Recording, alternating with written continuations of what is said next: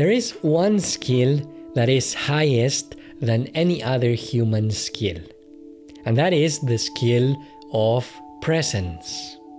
In this video, I'm gonna tell you more about it.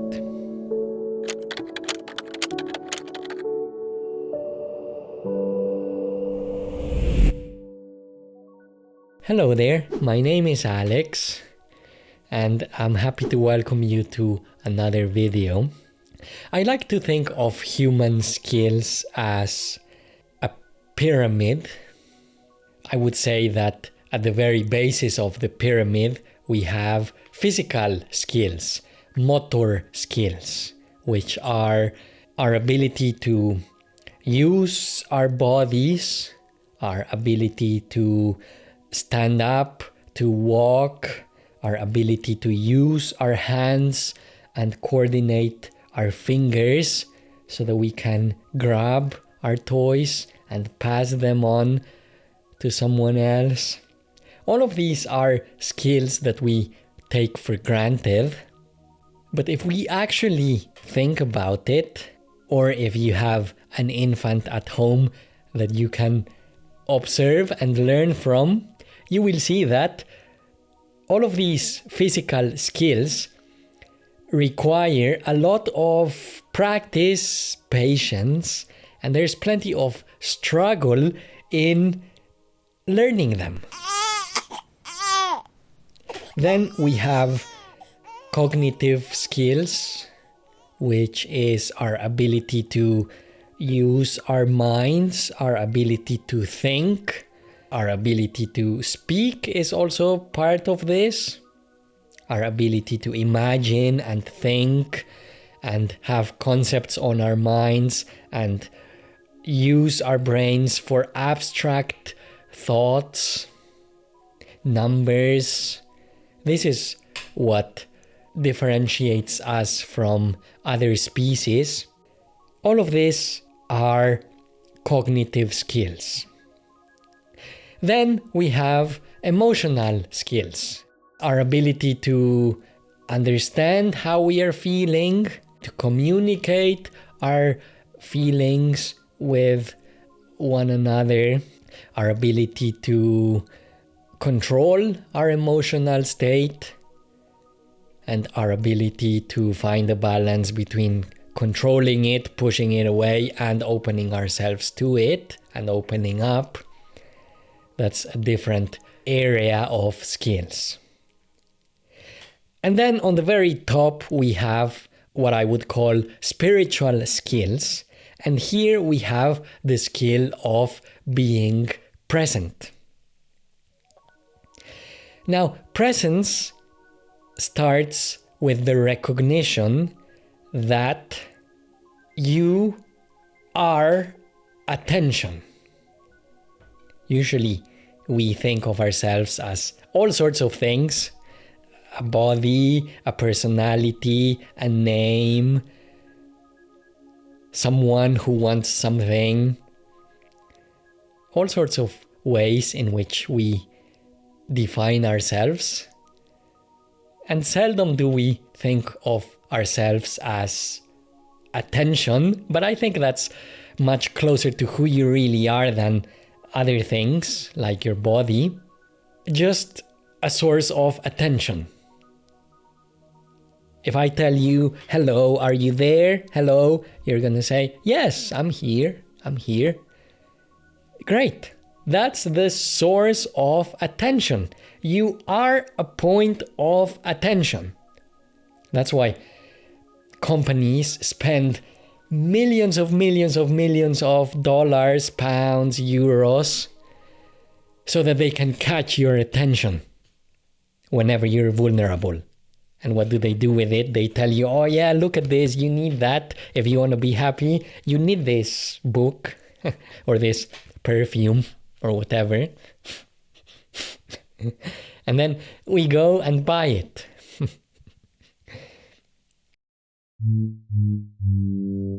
So, presence starts with the recognition of who are you really. And you realize there's more to me than my body. I hope that by this stage you have realized that There is a spiritual side to who you are, which is an invisible part of who you are. Something that doesn't meet the eye. The spirit, the soul, we can call it, or we can say just attention. That's what you are, attention. And the problem is that this attention is hardly ever stable.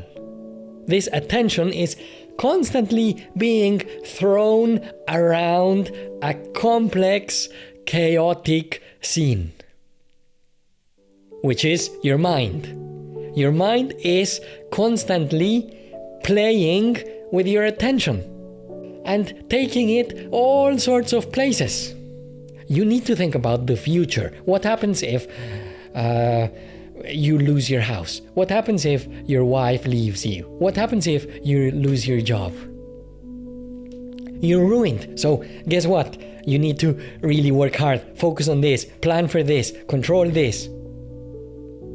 That's what the mind does, doesn't it? Or the mind thinks about the past. Why did you do this? Why did you say this? Why did they do that to me? I can't forget that. I will never forget that. I will never trust anybody else ever again.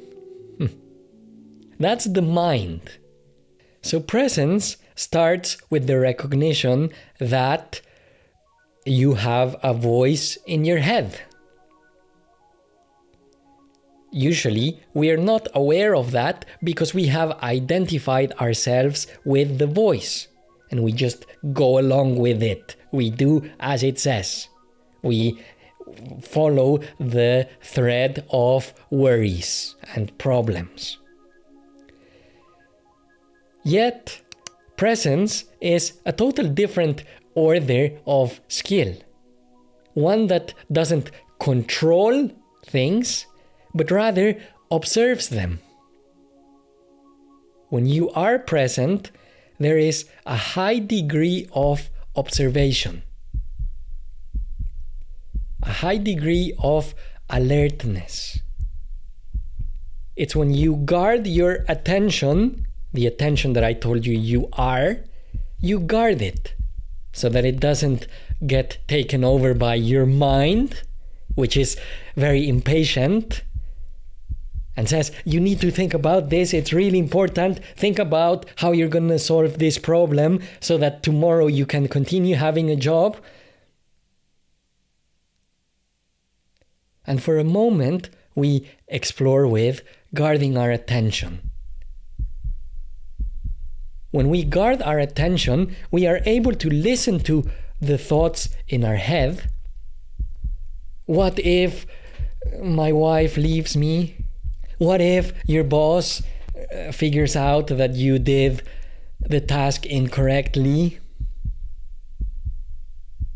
What if you fail your exam tomorrow? And all of a sudden, when we guard our attention, we stop taking those thoughts so seriously. And we can observe them, we can listen to them, and we can see them for what they are, which is just the human mind. The human mind thinks of thoughts. The human mind thinks of the future. The human mind thinks of the past. The human mind criticizes others. The human mind judges everything. The human mind wants protection. The human mind wants to be better than others, wants to aggrandize itself, wants to better themselves so that they are better, stronger, faster than others. That's the human mind. And you can't change it. But what you can do, and you need to learn to do if you want to find fulfillment and be happy, is to step away, to step outside from it. That's what presence is. The Tao Te Ching, which is a spiritual book that I really like, describes it as a state of walking over a river that's frozen, but it's thinly frozen, so that you need to be very, very mindful of each little step that you take. Now, can you use your visualization powers and put yourself in that situation? You're there on top of the bridge, on top of the river, and you know any step taken in the incorrect place will probably lead you to your death. Now, what thoughts are going through your mind at that moment? Probably no thought at all, because this is a life or death situation, and your attention needs to be fully there. Your attention is with every step, with every sound. There's no mind saying, oh yeah, you need to think about planning this thing for tomorrow. And this is a state that you can learn to be in. You don't need to put yourself in a dangerous situation. You don't need to drive an F1 car to be in that state. You don't need to climb the Fuji mountain to be in that state. Of course, those activities put you in that state, because if you're not in that state, you will die. But the good news is, you can learn to be in that state right now. And it starts with observation. A spiritual teacher by the name of Krishnamurti said, "Control is unnecessary. Only observation is necessary." And I think this statement classifies the two states that I'm talking about. One is the thinking state, which is all about control, trying to control the future, trying to control things around you. That's the state of imprisonment in your mind, by your thoughts. Whereas the other state is the state of presence, which is a state of alertness. In the words of Krishnamurti, observation. And in this state, there's stillness. Eventually, there reaches a point where you're so alert that for a single second, there are no thoughts. And in that moment, a different dimension opens itself to you, which is the dimension of the present moment. And then you learn that this dimension is so rich that you don't need anything else to be happy, to be fulfilled. This dimension already comes with that feeling of fulfillment, of depth. And you can feel that depth inside of you. And in that depth, there's stillness. There's joy. There's happiness.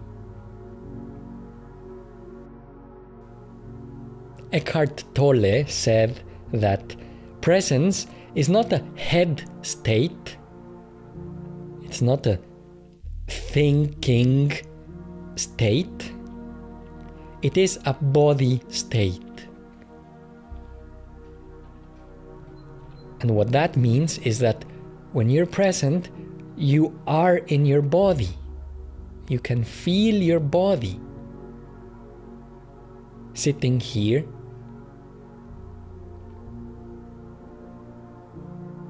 And in that body, at the core of that body, you can also feel the depth of who you are.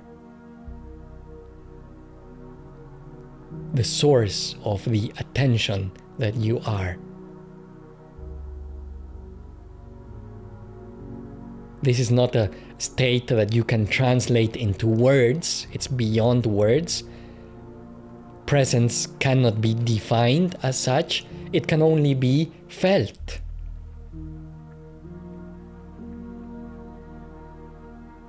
It's a feeling of internal connection with your body, with yourself, with your spirit.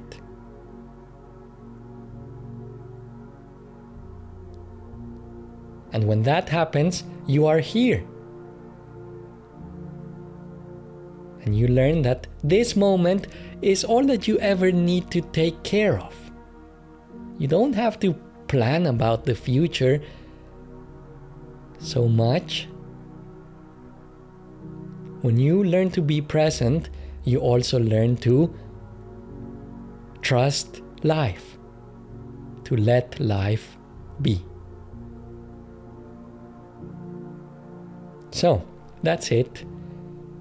Presence. I hope this made sense to you. Don't forget to click the like button down below and subscribe to my channel for more cool content like this. And if you are interested in learning more about letting go, letting life be, you can watch this video here. And I will see you on the other side.